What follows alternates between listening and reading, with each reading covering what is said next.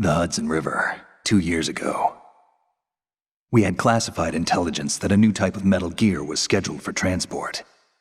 The whole thing stank, but our noses had been out in the cold too long.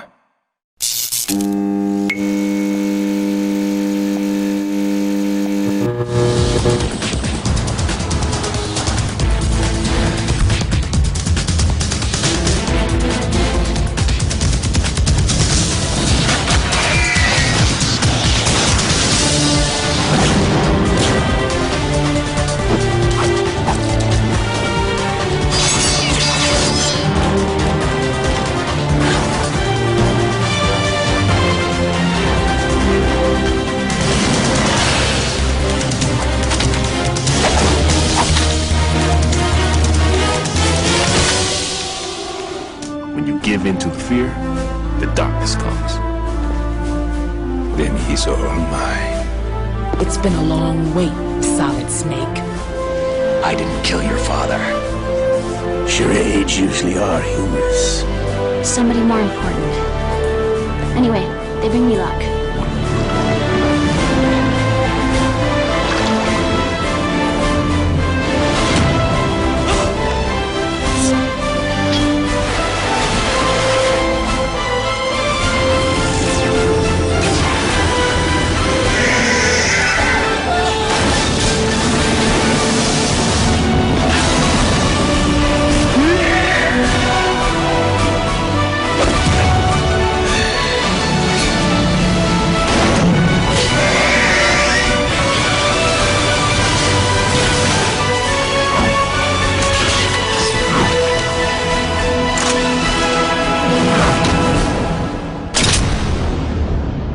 There's room for only one snake and one big boss.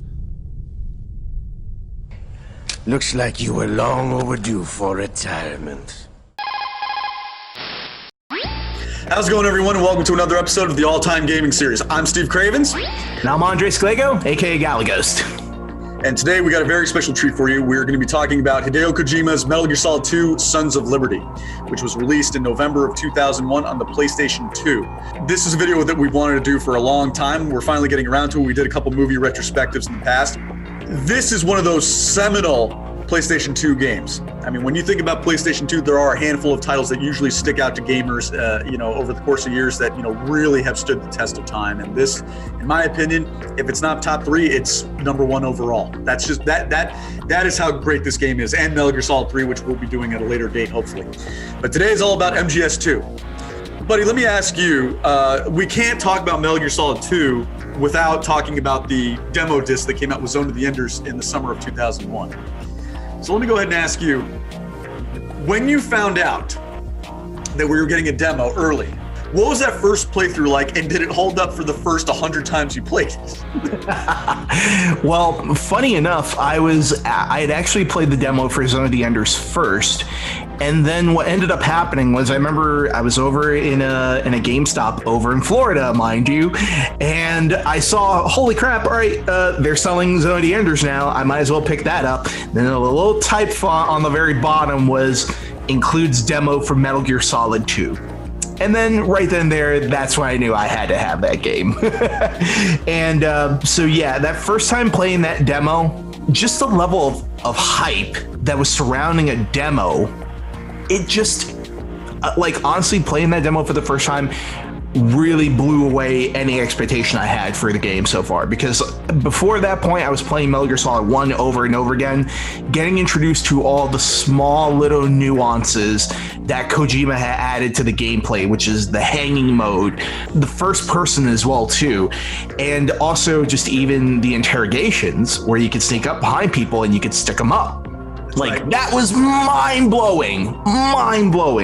It was also one of the first times that it engaged me in something that was in a foreign language, because if you remember, the demo was actually only available in Japanese, and it didn't detract from the experience at all. In fact, it actually kind of gave me a peek into the curtains into what happens on the other side of the world, and it was really, really mind-opening experience for me. I mean, in so many aspects, but yeah, in terms of how it carried over for the next 100 times I played it, honestly, it only lasted for about 2 months, and then the real game came out. But overall, I could not put down that demo. Yeah, man. I was with, so when I first played those, I believe it was June or July of 2001. I can't remember, but that, like you said, it was so mind blowing to see what the capabilities of the PlayStation 2 were going to be going forward, and to see the groundbreaking gameplay, the groundbreaking graphics, both in the cutscenes and in the gameplay. You go back and look at the HD collection on PS3, for example, which is, you know, modestly improved from the PS2. I mean, God, everything is so sleek and polished. To think that a game was that well produced back 19 years ago, almost 2 decades ago, I mean, and to get that immediately from the demo, to know at such a young age that this was going to be the benchmark going forward for video games, let alone, you know, I mean, the rest of the series obviously was going to be groundbreaking with each consecutive installment. But I mean, playing it over and over and over again, you took in little details that you otherwise probably wouldn't on your first go through playing the game without playing the demo. So for example, you notice the rain effects. You notice the water effects on the bow of the tanker. The little details in the room, whether it's like, you know, magazines on a wall, the drinks on a shelf, the leather and the couches and the crew's quarters, you know, and looking how just perfect it looked, and the television, and I mean everything. The footsteps on the ground, the first person shooter, like we said. It just was so much to take in, and it just, I was already excited for this game because obviously being a huge fan of the original and reading the article in PlayStation Magazine that came out the summer before. It's one thing to read about it when you're a kid. You get an idea of what they're going to be going for, but to actually play it in demo form and to get a feel for it, you know, over and over again as you play it, I mean, the excitement just went through the roof. I mean, November 2001 just couldn't get there quick enough. It was just, oh God, I just, easily the best demo of all time as far as I'm concerned. Nothing got as hyped up like that demo did. Oh yeah, no, absolutely not. Like, just, and also even in terms of discovering how certain elements would play into the stealth aspect as well too. I mean, if you spend too much time outside in that rain, you got sick, and then you went inside, all of a sudden you're perched up against the wall, and then you sneeze and you're automatically spotted. So it added even more diversity to the gameplay, added just that level where you were just like, you have to pay attention to your surroundings as well too, to quote the great Liam Neeson. Of course. And there's other details in the game that we'll get to in terms of the gameplay that really like elevated it way above Metal Gear Solid in that respect. So we'll get to that later. So for everybody watching this video, we're going to be getting into some serious spoilers going forward. If you haven't played the game in 19 years, what are you doing? Go play it. Don't watch us. But that said, for those of you who have played it endlessly like we have, stick with us because we're going to have a lot of fun going forward. Do you want to give us a brief plot recap, a very brief plot recap before we dive into some of the finer aspects of the game? Absolutely. All right. Well, Metal Gear Solid 2 picks up about 6 years after the events of Metal Gear Solid 1. Basically, we follow Solid Snake and Otacon, who have formed together to form Philanthropy. And basically, it's an anti-Metal Gear group. And they get a tip that a new type of Metal Gear is being shipped from the Marines to an undisclosed location over the Hudson Bay, and you follow Solid Snake as he infiltrates the tanker and tries to get reconnaissance on this new Metal Gear, which is codenamed Ray. And that's where the tanker takes off from. So that's a very brief plot synopsis, because as you know, it's much more complicated than that. It's much more complex than that. I mean, even Hideo Kojima himself said, you know, and I might have made this one a little bit too complex, but that is the general gist of it. Mm-hmm. And you know, in many ways, I know that this game, in a lot of fans' eyes, is not up to snuff for the original in terms of the story. I can see why they would say that, but I think that the complexity of this story actually lends itself better to discussion amongst fans than the first game did. The first game's story is, I mean, it's complex in its own right, but it's very straightforward. It's very kind of black and white, really, in terms of the villain's motivations, in terms of, you know, Snake's motivations, Campbell's motivations, everybody's motivations. Like, it's very cut and dry. We know what everybody's desire, everybody's goal is. That's not to say that it's cookie cutter, or that it's very, you know, it's easily digested. That's not what I'm trying to say here. I'm kind of taking away credit from it in that respect. But in terms of the motivations of the characters in MGS2, whether it be Raiden, whether it be Campbell, whether it be Ocelot, whether it be Solidus, whoever the case may be, there's so many hidden agendas there. There's so many conspiracies going on. There's so many backstabbing and ulterior motives going on. You really can debate endlessly with fans about what each person was after and what it all meant at the end of the day. And some people didn't like that. Some people wanted a little bit more clarity at the end of the game and not to be so confused and not to have to look up things after the game. But for me, and I know Kojima actually agrees with those gamers. He's been on the record several times saying he made it way too complex, way too complicated. I disagree. I think it was brilliant in that way. It was kind of like an old school Mission Impossible episode in that way, that you really had to think about the information you were given and you had to work it out for yourself. And I think that's great that Kojima trusted the gamers enough to actually work it out for themselves instead of him spoon feeding everything. Do you agree with me on that, or do you differ on that, Andres? No, absolutely. I think Metal Gear Solid 1 story is generically good. And when I say generic, I mean that it follows the tropes of what a typical actioner is supposed to be. You know, a lot of the story in the MGS is basically centered around the tropes that you get in a typical action film, where it's like, you know what, Snake goes through some battles. Snake loses, but he gets to compensate for some of these losses, and he gets to beat Sniper Wolf and so on and so forth. It's in comparison, Metal Gear Solid 2 the story is built around failure after failure after failure in a way that is very, very intriguing in terms of why Kojima decided to go down this road. It's a lot of the story aspects of Metal Gear Solid 2 is built in a way that is less satisfying, I would say, in terms of a story. That's fine, sure. It's less satisfying. And that's not to say I don't love this game. I love this game from top to bottom. It is one of my favorites in the series. It's just really intriguing with the route and the direction that Kojima went in terms of delivering us a sequel that was, in its own sense, the anti-sequel to Metal Gear Solid 1. Yeah. Kojima basically took fans' expectations and he went in a different direction in terms of what, the fans wanted. And we're going to get into that right now, actually. But I mean, you can either appreciate that and embrace it, or you can be pissed off about it and, be resentful about it, quite frankly, which I know a lot of fans are. Oh, God, yeah. Despite the game being very popular, there's still a lot of fans who, quite frankly, have never forgiven Kojima for the direction he took this game in. Mm-hmm. I'm in that camp that actually loves everything he did. And I think it was a breath of fresh air. And it was such a surprising game in that way. So we're going to get into it right now. Let's go ahead and get into the meat and potatoes of this game and why it's such a not only a great sequel, but just an all-time great game in itself. So let's start off with where the story begins, which is on this tanker heading out on Hudson River underneath the Verrazano Bridge, going out into the Atlantic. And it's occupied by a bunch of Marines who are going to unveil a test of Metal Gear Ray, which is their answer to the Army's Metal Gear Rex, which was from the first game. Mm-hmm. So Snake sneaks on board this tanker. And as it happens, the Russians take over the tanker. They, kill a lot of the Marines on board, and, all hell breaks loose. But let's start off when you first get on the tanker. We're going to start off with the environments of Metal Gear Solid 2, because Shadow Moses in the first game is very much a character. We talked about this in our previous video. It's one of the most beautiful and atmospheric level designs ever created for any video game ever, as far as we're concerned. I know we both agree on that. Absolutely. So let's start off with this tanker. When we first played the demo, and again, before this game came out, there was very little information regarding the game.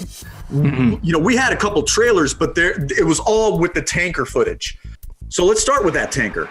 The rain, being in those beautifully lit hallways, descending into the bowels of the ship, being in the bridge. It really was flexing the PS2's muscles in terms of what it could do for the level design. I mean, do you think that intro on the tanker is just as atmospheric as Shadow Moses in a lot of ways? In a lot of ways, it's different. Absolutely. With the rain, with the cityscape in the background, it's oddly, it was very beautiful. And the thing was that I was living in around the New York area around that time when the game came out, and it felt like it felt like it was one step closer to immersing me in this world. And Kojima, being a really big stickler for detail, he actually sent out an entire crew over to New York and basically documented it and got reference photos, and he captured New York beat for beat in just the Verrazano Bridge.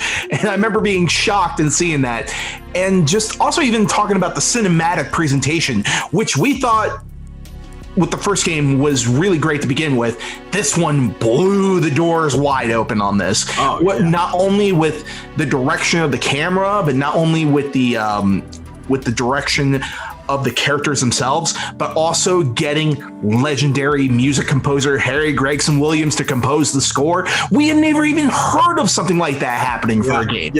Yeah, it was, and that just shows you the budget they had to work with, where they could hire a Hollywood composer to do the music for a video game like this, a high-profile video game like this. That was really Konami really just saying, and Kojima himself just saying, you know what, the hell with it, we are going to go all out here. We are really going to make this. We're going to make this a blockbuster for video games. You know, we're going to give our fans. They've waited 3 long years for this thing. We're going to make it worth their weight and then some, and just throw every single penny we have at the console and let it speak for itself. The tanker for me is just as atmospheric as Shadow Moses in a lot of ways. Again, the rain effects, we'd never seen anything like that before on a video game console, and being so realistic and being so immersive and atmospheric. When you're on the bridge of the tanker, and like you said, you look out and you see Manhattan, it's so beautifully surreal because you don't see it entirely. It's shrouded in clouds and rain, but you see the green lights off in the distance. It's very spooky. It's very otherworldly.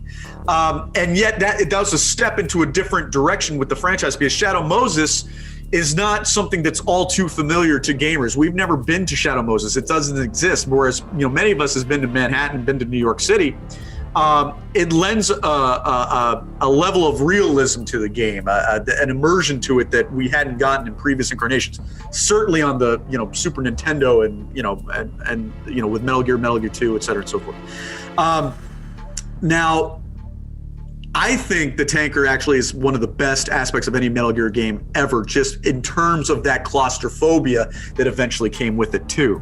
Mm-hmm. Because Shadow Moses had that as well. Shadow Moses had a couple levels that were very, very claustrophobic. And the deeper you descend into the tanker before you get to the Metal Gear Ray presentation, you get into those hallways that are dimly lit, that are very, very narrow. You have to kind of put your back up against the wall and go. You have to crawl. You have to avoid detection in these, very, very cramped hallways and whatnot.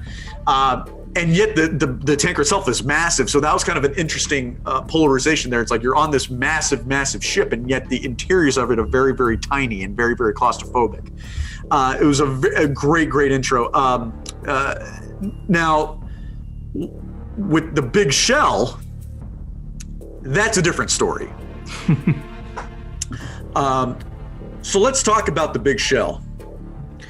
The big shell obviously is polar opposite from the tanker in several ways. There are a couple interiors that are similar to the tanker, but otherwise it's completely different. For example, for a majority of the game, you're outside and it's this beautiful, clear day. And it's stark contrast to the stormy rain that you encounter in the tanker in the first, 2 hours, an hour of the game, whatever it may be. The tangible atmosphere of the big shell.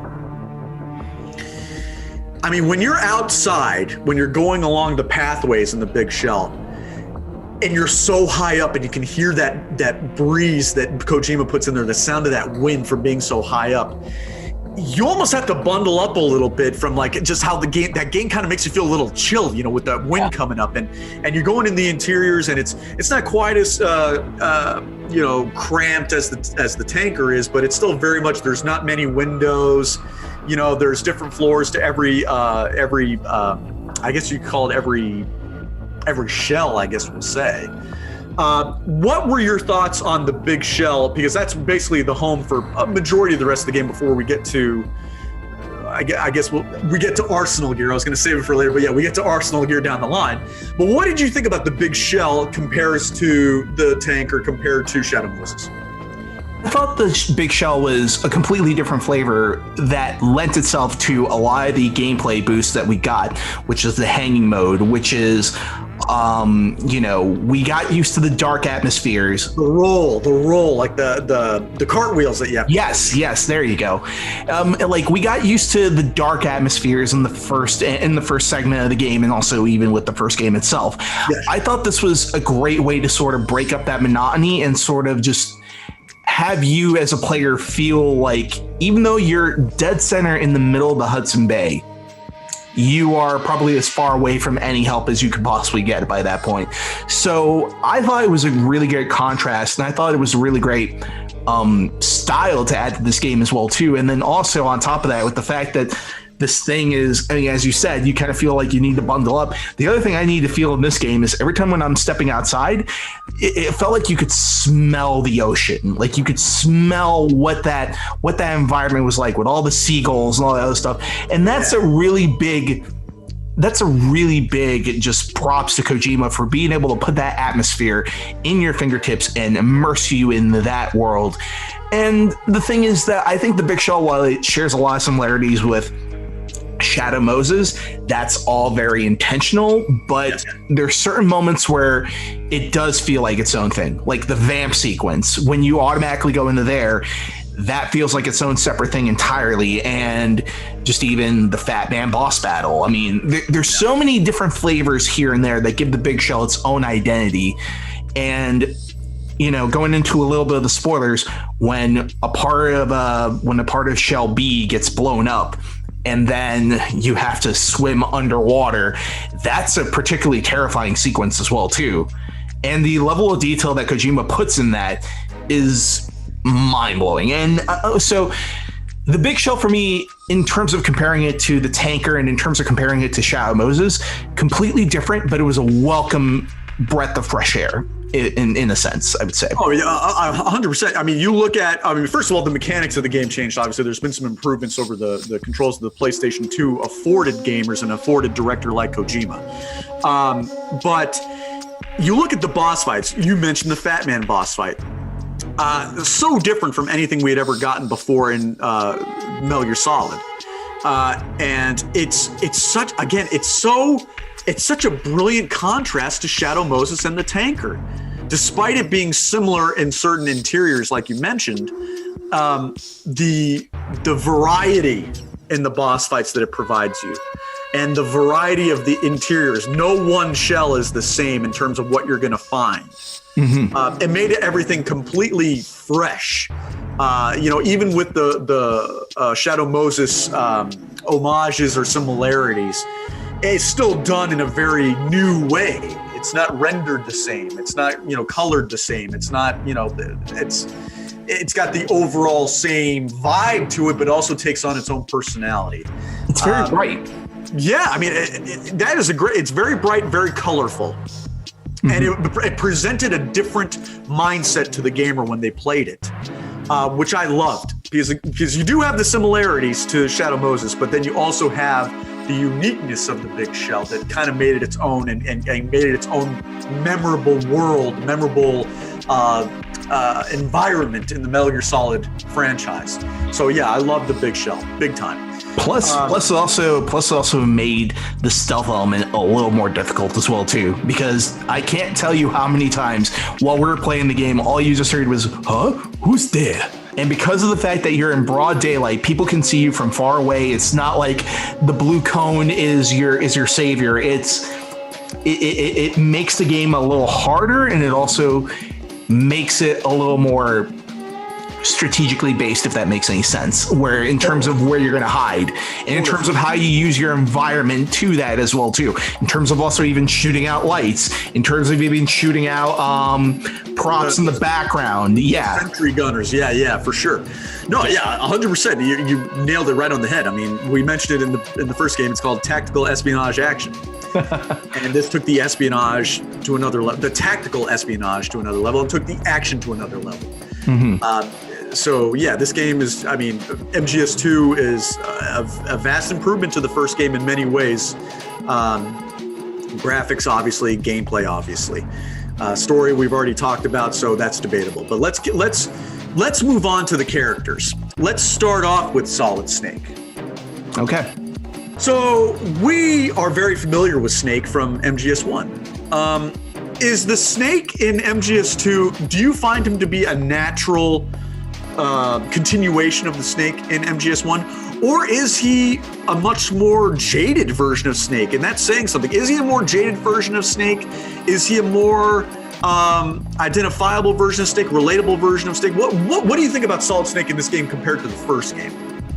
I think Solid Snake in this one has definitely grown up a little bit, but not in terms of being more jaded. I would say he's grown up in terms of letting other people in with him. And in terms of having that friendship with Otacon, like you feel that like right off the bat, you feel that those two are perfectly matched in terms of the dynamic between them, whereas Solid Snake is very much a very cynical character.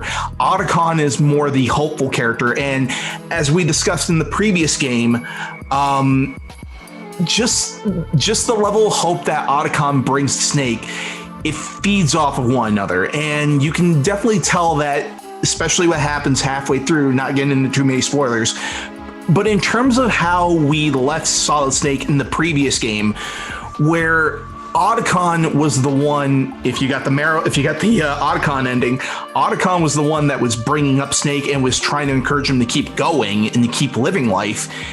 And with this game, you kind of see that dynamic flip back and forth multiple times throughout the entire game. And you kind of feel that Snake has grown as a character to be more empathetic, less of a soldier, more of finding that humanity inside himself. And I feel that's a great evolution for that character automatically, because the Snake from Metal Gear Solid 1 would never have been a mentor, would never have trusted anybody. In fact, the entire first game is him dealing with trust issues from Colonel Campbell, from Naomi, from everybody that he's come across, including Master Miller, who turns out to be Liquid. I mean, sorry, spoilers for MGS1. But it's a much different character than we get in MGS1, and I feel it's a much better character, and I feel that it's a great evolution for Solid Snake. Tell me your initial thoughts, your initial feelings after the tanker goes down, after Ocelot escapes with Ray, and basically the whole thing just goes to shit. And you hear Campbell's voice saying, you know, Snake, are you there? Snake, are you there? And then you hear, of course. What was going on? What were you thinking? What were you like? Wait, what? That was. What were you thinking? I was thinking, first off, are they introducing a new character that's supposed to replace Snake? And my mind wasn't comprehending that. It was not computing. And then the minute he takes off the mask, he's the polar opposite of Snake in every single aspect. Raiden, I mean, at the time, I remember being a little disappointed in Raiden at first go, because he is the polar opposite of Snake.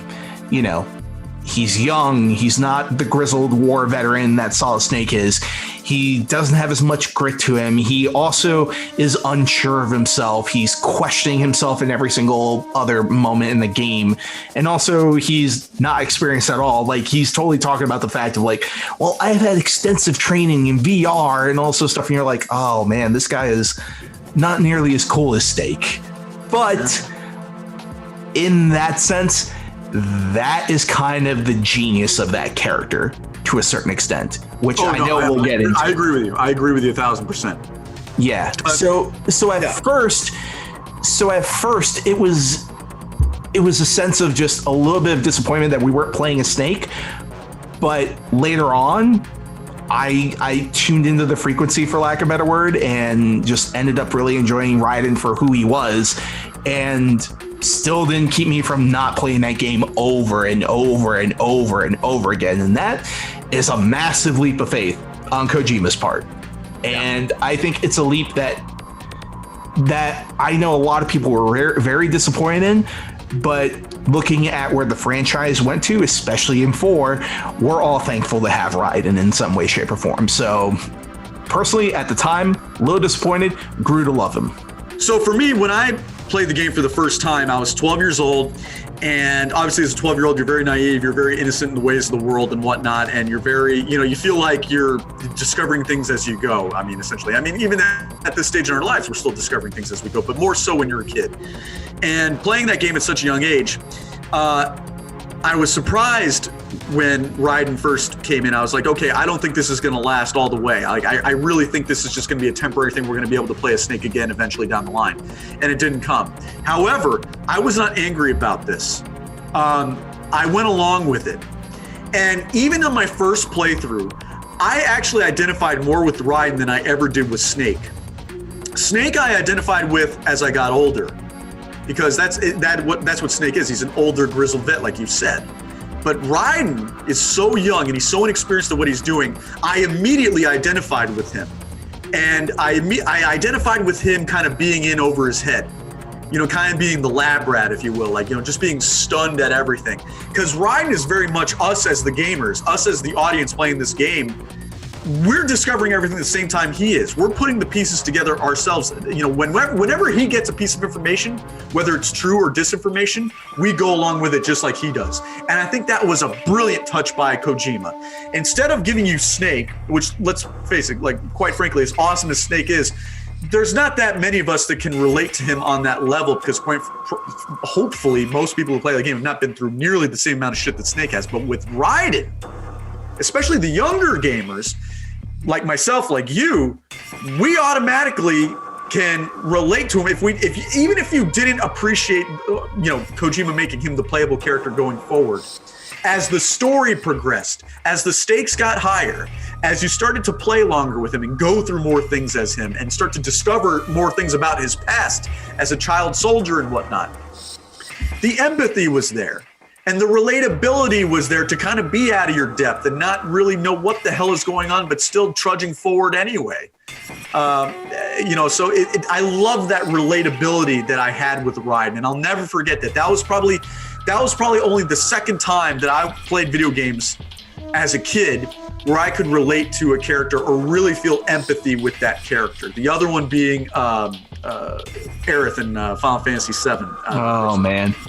That's for another video. But anyway, I listen, I get it, man. I know that Raiden was very controversial. I know that there's some people that still haven't forgiven Kojima for bringing him into the franchise, even with the upgrades to his character overall in Metal Gear Solid 4. But for me personally, again, I'm one of those guys where as soon as he showed up, as soon as the big reveal happened, when you make your way to the big shell, I was surprised, but I wasn't angry.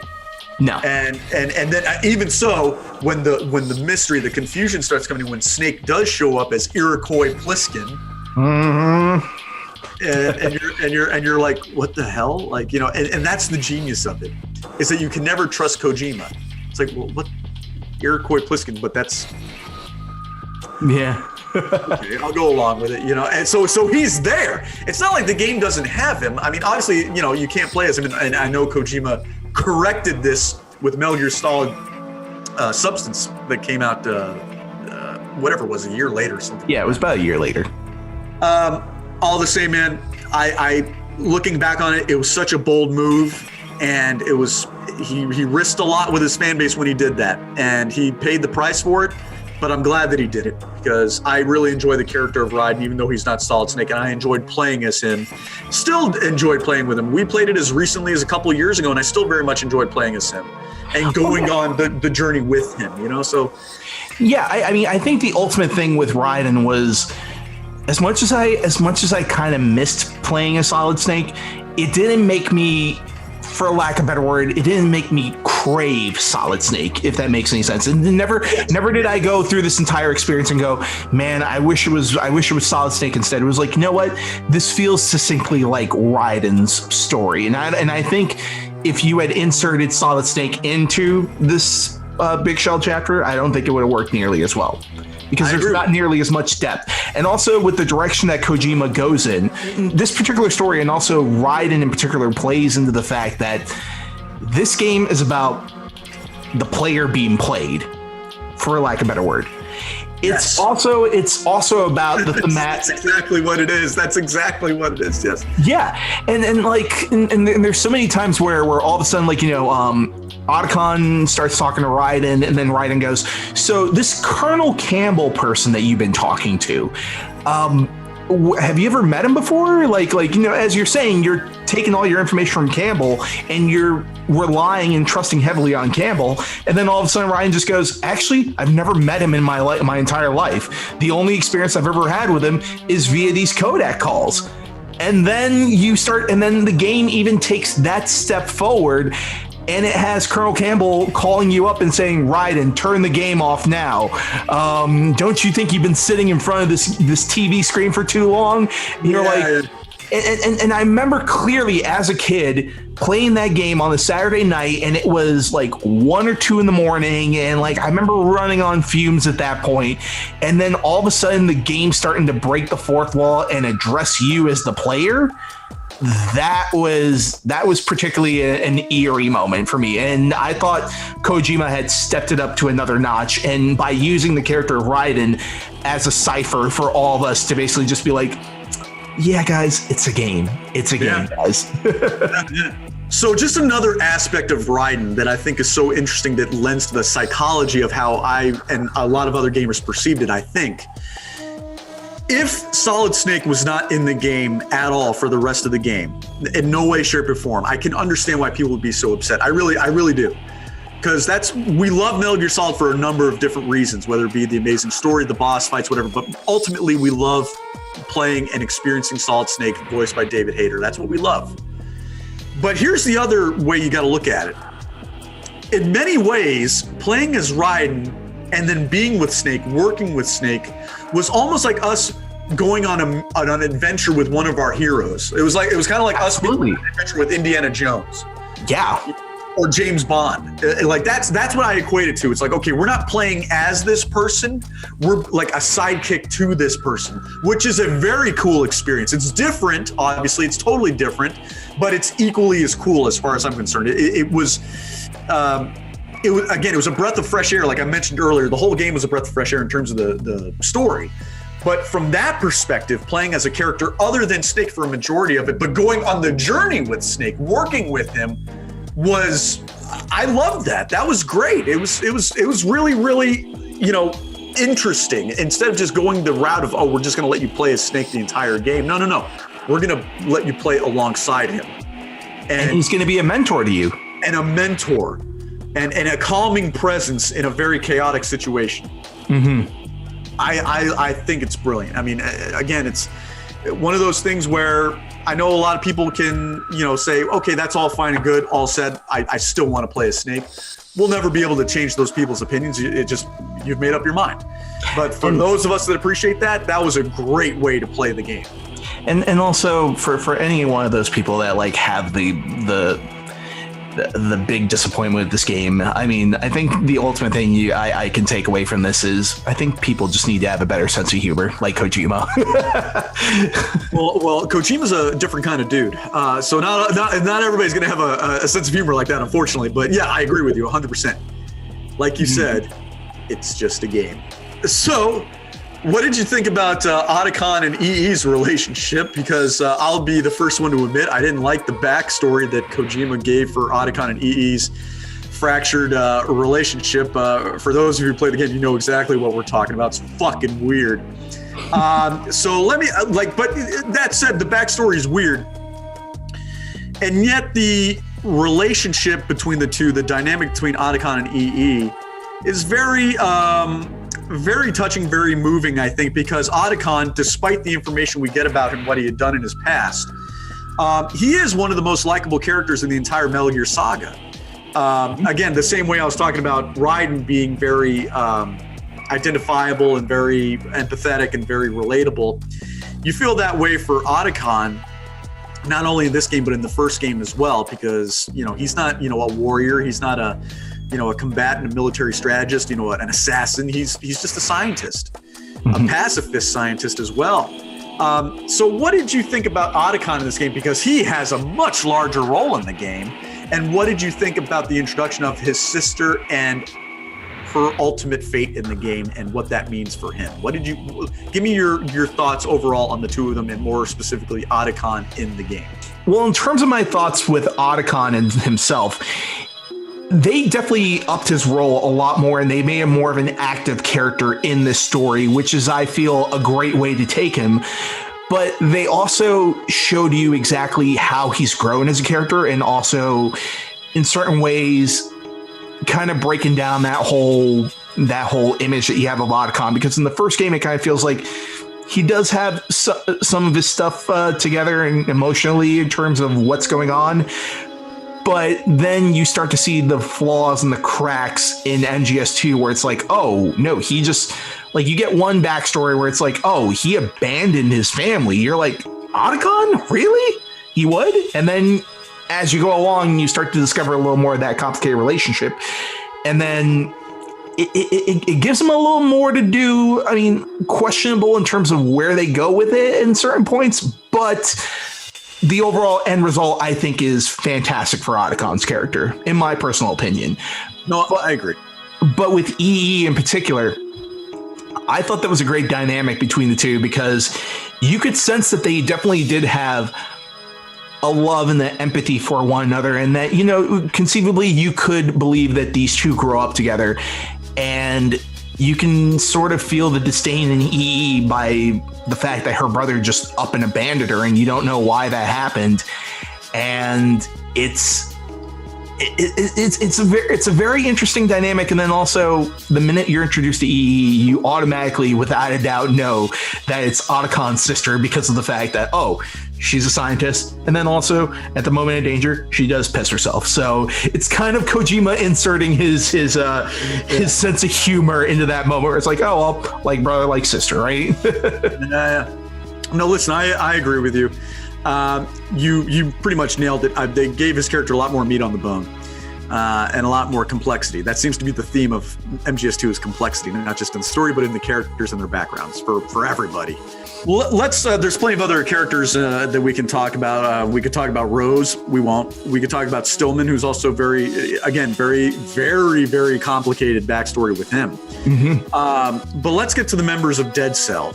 In Shadow Moses, you had the members of Foxhound. They were all wildly unique and, you know, very, very memorable, all in their own ways, unique ways, I should say. No one character, no one villain was similar or had similar motivations to the other outside of, you know, making their ultimate goal a reality. They all had little idiosyncrasies and, you know, traits that, you know, made them really stand out amongst the craziness amongst them. Dead Cell, you have Fat Man, who's essentially, you know, a mad bomber. You've got Fortune, a woman who can't seem to die no matter how many times people shoot at her, and who also wields a large electric rail gun. You have Vamp, who is, you know, very much a vampire, you know, Dracula reincarnate with, you know, excellent knives. And then you have Solidus Snake. This is a great rogues gallery. This is like, I mean, you have plenty of stuff to work with here with these main villains here. And again, they're all very unique. So let me ask you, when you think about MGS2, what is the one villain you think of immediately when you think of MGS2? Oh boy, see, honestly, I know this is probably going to sound like such an easy answer, but Vamp. Vamp is who I automatically go to in MGS2. I mean, his introduction, even in some of the E3 trailers and all this other stuff, was so clearly defined, and his moments actually took you into moments of genuine horror. Like, as much as Mantis was scary in his own aspect, like, this was a character that, again, they were starting to deal with more supernatural abilities and more abilities that you were just like, how is that going to work? And apparently Kojima had said before that this game would be even more grounded than MGS1. And there were certain moments where you're like, is it a little more grounded? I don't know. These people kind of have like supernatural abilities and supernatural powers. And then slowly, as you progress through more and more, they give you a grounding for all these characters, and they're all vaguely believable. Yes. And honestly, with the character of Vamp, it was one of those horrifying experiences playing that for the first time. And also Phil Lamar's vocal performance in that was just spectacular. In fact, I met Phil Lamar over at WonderCon a couple years back, and everybody had gone up to him. He was signing autographs, and then, you know, just he was talking to, like, everybody was talking about, like, oh man, Futurama's fantastic. And then I come up to him and I start asking him questions about Metal Gear. And just the cadence that he did in his voice, because he did the voice right in front of me, where he's just like, oh yeah, no, that was really a lot of fun. It was a lot of fun to go less until there was no emotion. And like, oh god, I still get fucking goosebumps when I think about that moment, because just hearing that voice in person was spine tingling. It was so unbelievably great, and like that character is so memorable in itself in terms of where he decides to go with it, in terms of how he plays the threat level to Raiden as well. Like, you sincerely do feel that not only is Raiden over his head, but if Solid Snake was in this moment, how the hell would he deal with this as well? Oh yeah, no, 100%. He Vamp is amazing, and Phil Lamar's voice acting for him is, I mean, what can I say that you haven't already? It's otherworldly. It's hard to believe that that's the same guy who gets his head blown out in the back of John Travolta and Samuel L. Jackson's car in Pulp Fiction. And also Samurai Jack. I mean, the guy is just, he's so great, incredibly talented individual. For me, it's Fortune. And I'm willing to bet you didn't see that one coming. Fortune. Oh, so I mentioned earlier the PlayStation magazine that I picked up in the summer of 2000 when my family came out here and we started in San Diego, did a road trip all the way to Colorado, doing stops along the way. And that PlayStation magazine was essentially like, you know, my reading material all the way through the trip. I read it over and over again because it was specifically about MGS2. And they had a couple screenshots from at the point, I assumed it was just the tanker. I didn't know Big Shell was coming, but they had Fortune on there. And they briefly touched on the backstory of this particular character. And it is very tragic, what happened to her. And I remember seeing the image of her with that huge rail gun with the electric shock, the static at the end of the barrel of the gun. And that really stuck out to me. And then finding out, you know, oh, her name is Fortune, because no matter how many times people shoot at her or try to blow her up with grenades or whatever, they can't kill this woman. And she wants to die. You know, that's the thing. She wants to be with her loved ones. She can't stand to be alive anymore. And she's like, and one of my favorite lines of hers, like, today is another bad day. Is there anyone who can give me happiness? And she just starts unloading on that, you know, that rail gun she has, just blowing away the Navy SEALs. She's fantastic. And then, you know, ultimately, you know, the big reveal at the end of why the bullets can't touch her. It's like, oh, you know, because the Patriots do not want anything to happen to her. You know, and it's we talked about it earlier, the complexity, not only with, you know, Snake and Raiden and, you know, Hal and Emma and all this, every character has a complexity to them. And I love that hers was a tragic story. There's tragedy in all of them, and everybody's backstory, there's tragedy in this game, and that makes it a lot more emotional. And it hits harder as a result, and that shows you the power and the brilliance of a guy like Kojima, that he can write a character that is supposed to be a villain, but we don't hate her. We don't despise this woman. We fear her for a moment because, I mean, she's terrifying. But to know what she's going through, to know the shit that happened to her in her life, you pity her. Yeah. And when she does die, it stays with you, because ultimately she gets what she wants. And the final moment with her, where she doesn't have the pack on, and somehow she stops everything. It was one of the most mind-blowing scenes I've ever seen in a cutscene in a video game ever, and it hit you hard too. It was a little unbelievable, but at the same time, playing it live, playing on the first go around, you just were like, that's fucking awesome. That is awesome. You're not questioning the validity of what's going on in that particular moment. You are just there for the experience. Absolutely, and that's true for every Kojima game. But that moment specifically, that's what makes her stand out to me. Is that you don't hate this woman, you pity her, you empathize with her. And when the moment of truth comes, she does the right thing. And again, this is no disrespect to any of the villains. I love Vamp too. I think Vamp's incredible. Yeah. I mean, like you said, the intro where you first discover him when he's going against the Navy SEALs, that big shootout that happens when he's throwing the knives at him, and he goes up and he pins one of the guys up against the wall and he starts sucking the blood out of the guy's neck.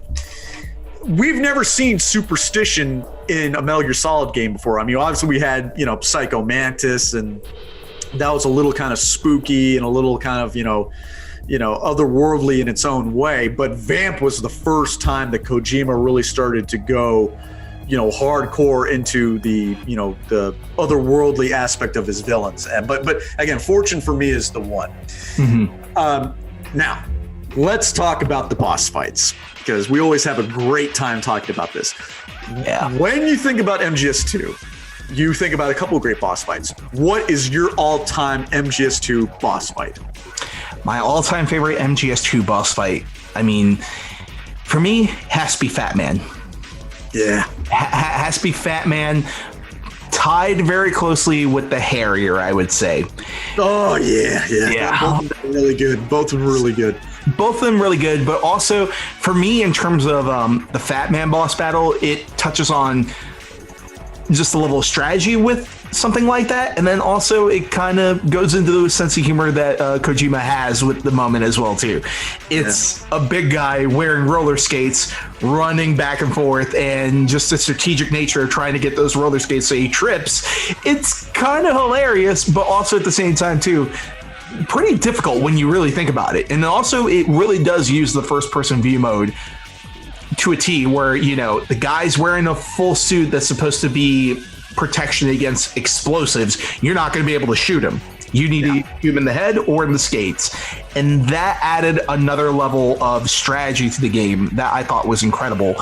And honestly, Fat Man is just such a great juxtaposition to Raiden. I mean, it's a really memorable boss battle for me, I would say. Now, I would go ahead and say the Harrier, but before I get into the Harrier, I want to say this. I want to piggyback off the Fat Man boss fight. So you have the Fat Man boss fight, but directly before that, you have the task of going to each shell and defusing the bombs that he's set up, which essentially, once they've been defused, trigger an even bigger bomb that eventually destroys one of the struts. That was awesome, because we're talking about the innovations to MGS2 that were huge.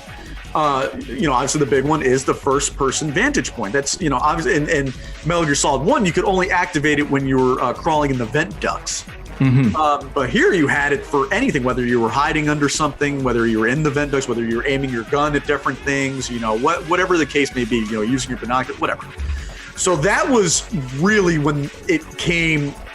Obviously, it became essential. It wasn't just handy, it became essential. You needed to look around and see where these bombs were located, whether they were behind something and whatnot. And you had that thing that Stillman gives you, that device where you can kind of scent where the bomb is. And even though you have the scent on your radar of where it is, you still have to look for it. You still have to go find it. Some of them are harder to find than others.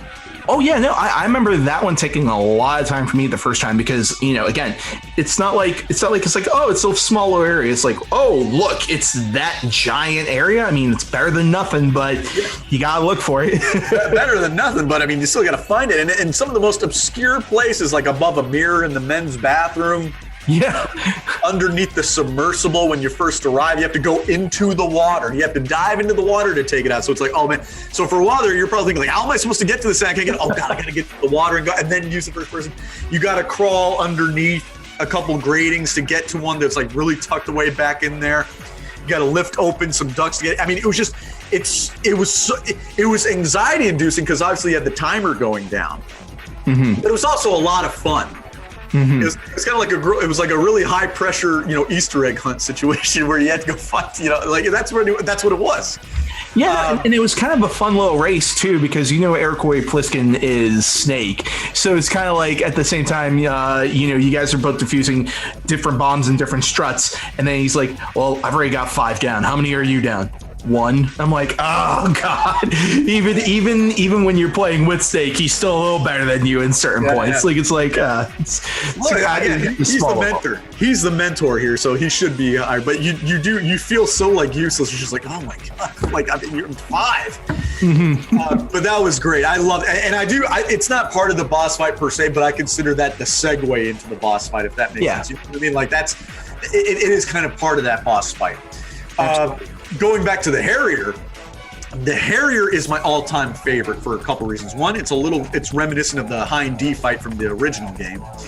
But this time, you've got a lot more room to kind of, do your thing. And obviously the environment being in the big shell, you're up in this beautiful sunny day. The Harrier's doing, all kinds of, it's just hovering there, shooting at you. It's doing flybys and shooting rockets at you. And on top of that, despite the strategy that comes into it, because when you hear the rockets coming at you, you got to find cover and duck. Mm-hmm. So that shit will knock you out real quick. On top of that, you've got Otacon and Snake up in an orca, a killer whale helicopter, as they say, doing their thing to kind of help you out. So that's why that's my number one. Yes, you are fighting Solidus and Vamp in the in the Harrier. But then you've also got Snake and Otacon in the helicopter helping you out as well. Like, kid, take cover. Kid, here, use this. And he throws you a Stinger rocket launcher. He just happens to have a Stinger rocket launcher on the helicopter. That's what puts it forward for me. Oh, yeah, no, and then honestly, on top of that, I think Kojima kind of upped himself a little more with the Harrier, because there's certain points where you're aiming at the Harrier with the Stinger missile and it's going faster than the camera can literally catch up with it. So you definitely do feel like you're out of your element with this. And also the other thing too, piggybacking off of this boss fight as well too, the build up to this boss fight, this first cutscene before you start to get into the nitty gritty about it, where all of a sudden there's Solidus Snake just standing there and just going, oh, so we finally meet. And again, you'd heard so much about Solid Snake being the leader of the terrorists that you're like, I don't know quite about that right now. And then all of a sudden when you start to fight him, you realize that it is the third Les Enfants Terribles clone, and it's Solidus, and he was basically made to be the masterpiece of all the clones. Yeah. So not only that, but then also you get that really great moment where the freaking bombs are coming down, and then he's got his hands up in the middle of the flames and just going, brother, I'm a completely different game than Liquid. Like, that says it all right there, and that's Kojima talking directly to the gamer through Solidus in that scene right there. Yeah. Just letting you know, like, forget what you think you know about the story, think what you forget you know about what I'm going to bring you. This is completely different than Metal Gear Solid, so this is completely different than Liquid. It's great. So yeah, that's my number one boss fight. There's a couple other great ones, obviously. The first one, you have the little mini boss fight with Olga on the tanker, was great out there in the rain, where you have to use strategy, and you're starting to really get an idea of just how far Kojima's going to go with these boss fights in terms of how interactive it's going to be. You have to shoot the tarp off one of the things behind her, so she can't hide. You shoot the spotlight so she can't blind you. I mean, there's just little things like that just, I mean, God, it really, again, Metal Gear Solid overall, the first Metal Gear Solid for both of us, I think, is the better game. There's no question about that. We think of that game more fondly. It's more groundbreaking than two.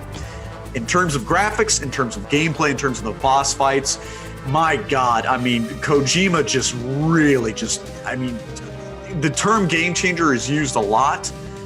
But man, I mean, wow, what a game. What the boss fight is incredible. What else can we say about that hasn't already been said in terms of, the boss fights, in terms of the interactive settings, the gameplay? It's all incredible. It's a great game. Well, I mean, like, overall, it's one of those games that, there's a lot of sequels that don't hold up nearly as well 14 years later or 19 years later, but it's one of those games that you can go back and play, and there's so many things that so many other video games have taken from MGS2 in terms of the first-person V mode, because again, that was not present in a lot of games back then. Sure. And the ability to go from first person to third person was a game changer back then. And I don't think any other game has done it better than Metal Gear Solid. I mean, in my humble opinion. But yeah, and also it defined what a sequel should do. As Jordan Vaught Roberts was going to go through and make his Metal Gear Solid movie, the biggest advice that Kojima had told him was basically, do what I do, betray your audience. And again, at the end of the day, it's one of those things where, like, normally another creator, you're just like, God, betray your audience? No, F you.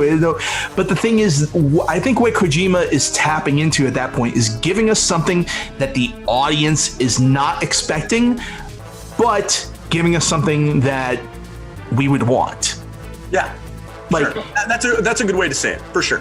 Mm-hmm. Yeah, no, like honestly, it's one of those things where at the time we were probably a little disappointed, but I don't think we would want it. I don't think we want to have it another way going forward. And let's be very clear about Kojima in this respect. In terms of the stories that he gives you, the directions that he takes it, you may not always be happy with it. Because when we're enamored with something as much as we're enamored with Metal Gear Solid, we have our own Metal Gear Solid games in our head. We have our own directions we want to see the story go. And that usually happens when you get too attached to a property. It's the same thing with Star Wars. We get so attached with Star Wars that we have our own idea of what every story should be, what every arc should be. We could argue about whichever direction he took Metal Gear Solid 2, Metal Gear Solid 3, Metal Gear Solid 4, fine. What you can never, ever take away from Kojima is that he has never robbed his gamers of excellent gameplay through and through. Ever. You can never, ever accuse him of cheating the gamers in that respect. He has always delivered the goods and taken whatever formula has worked for the game and pushed it not just a little bit further, a lot further.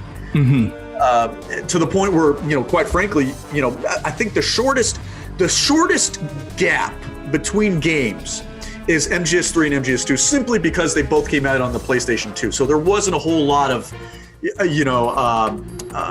wasn't a big leap between installments in that way. There were little adjustments that he made, little improvements that he made, but you look at the gap between MGS and MGS2 in terms of the gameplay, and then look at MGS2, MGS3, and the gap between them and MGS4. Yeah. And I mean, even so, MGS4 to MGS5, which is, strictly gameplay, some of the best gameplay in the series. Unfortunately, the story isn't there. Unfortunately. He has never cheated his gamers with the gameplay, ever. No. So you can never take that away from him, and he's never done us a disservice in that way. We've talked about our favorite boss fights. We've talked about, Dead Cell. We've talked about the characters, story, everything like that. Let's talk about the ending of the game, because I feel like that's where Kojima really lost a lot of people. If he didn't lose them with the Raiden controversy and they stuck with the game through that, then the ending's when people really started to say, okay, what's going on here? So let me go ahead and ask you, and be brutally honest. I mean, what did you think playing the ending for the first time? It is a little overwhelming. Was it what you wanted? Or did it take it in a direction that you did not expect, in a good way or bad way? For me, it gave me everything I thought I wanted in a Metal Gear Solid game, and it also gave me a lot of stuff that I would never conceivably imagine I would ever have in a game.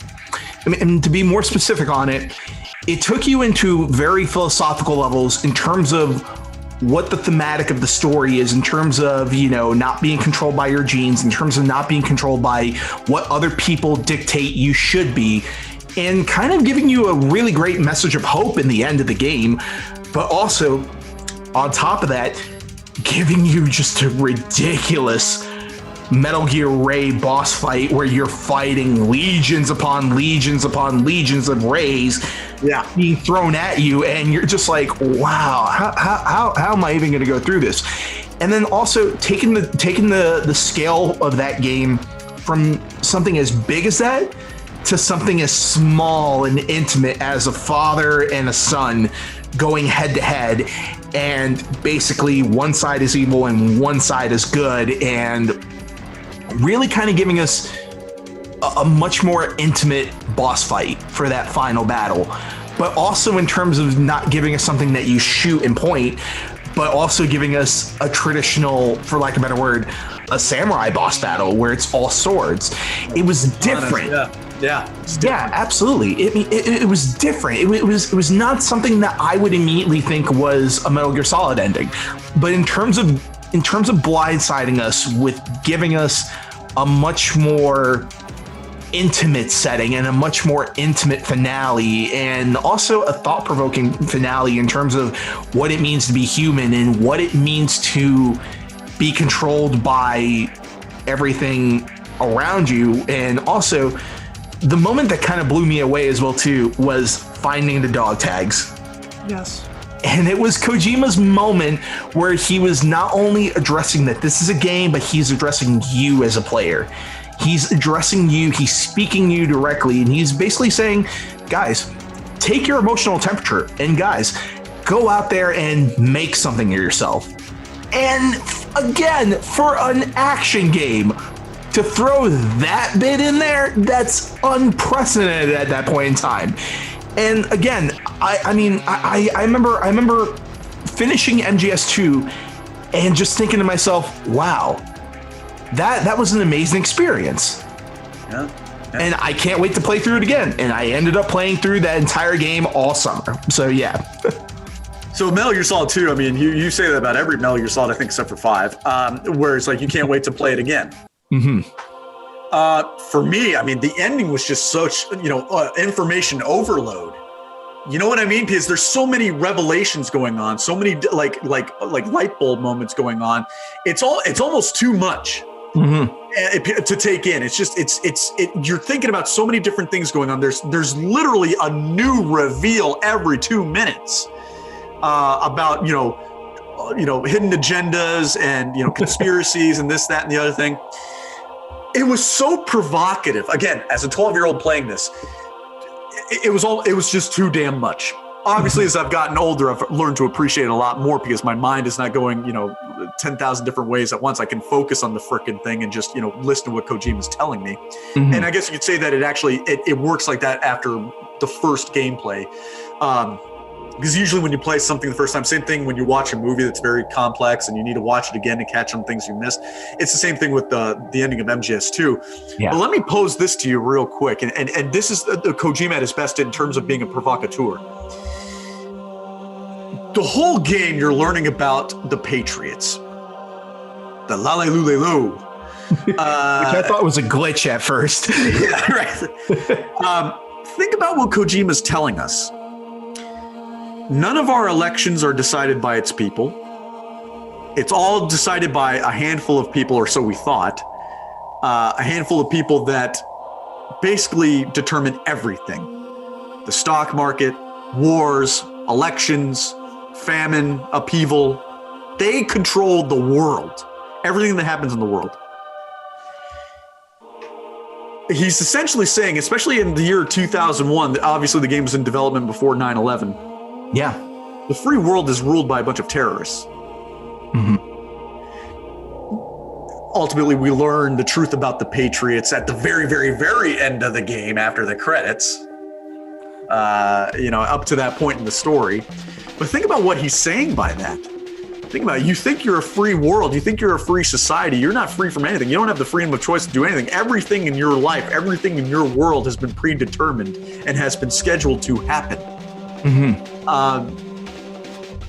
You just think about what he's saying. Just like, Jesus. I mean, I don't think this is necessarily true. Obviously, I don't believe in this, but it's still a very provocative and very tantalizing, thing to think about. And again, to debate with friends, to talk about with friends, and food for thought, really.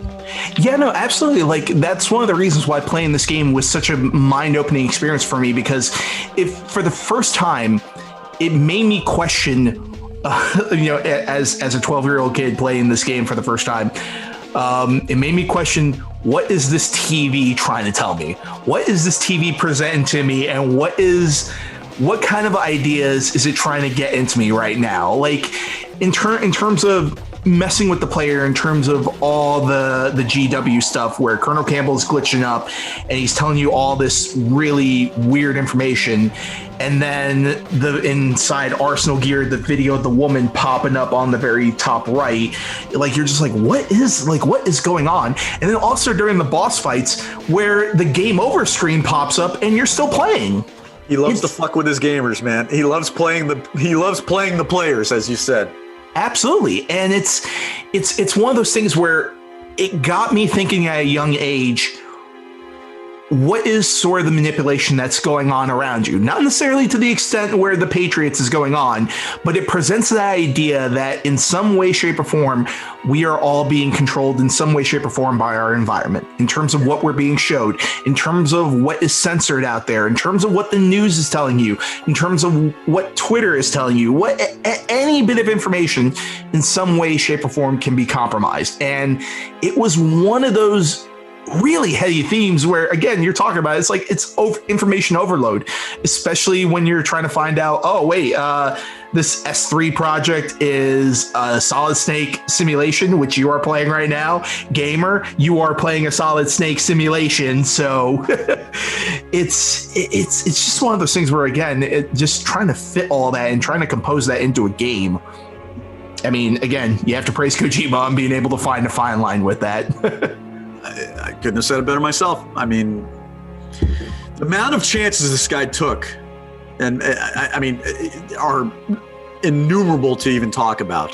Mm-hmm. That's why, at the end of the day, whether you agree this is one of the better Metal Gear Solid games or not, you have to admire and appreciate this man's showmanship, his craftsmanship, and the brass balls on him to really dare to give his gamers a little bit of what they want, a little bit of what they expect from the game, but to give them a lot of stuff they never saw coming and never anticipated. And that's what makes it stand out for me. And yeah, I mean, just an unbelievable game. So anyway, do you have any parting thoughts you'd like to say?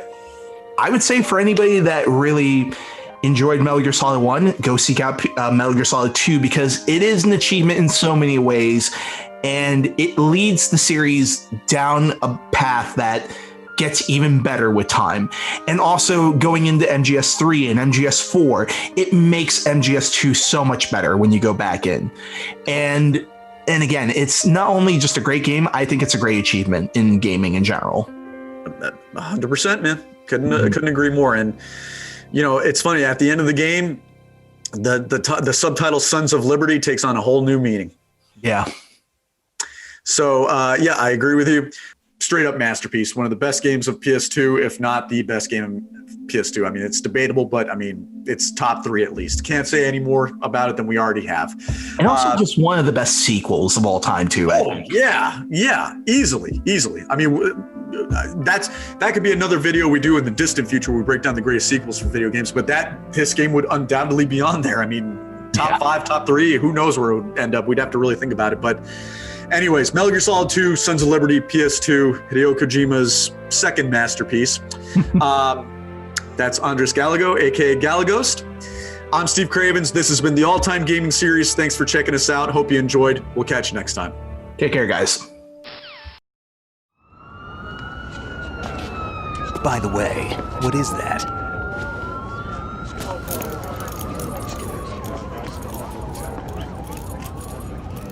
Dog tags.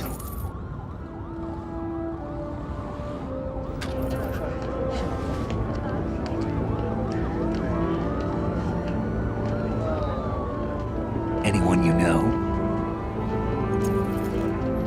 No, never heard the name before. I'll pick my own name and my own life. I'll find something worth passing on.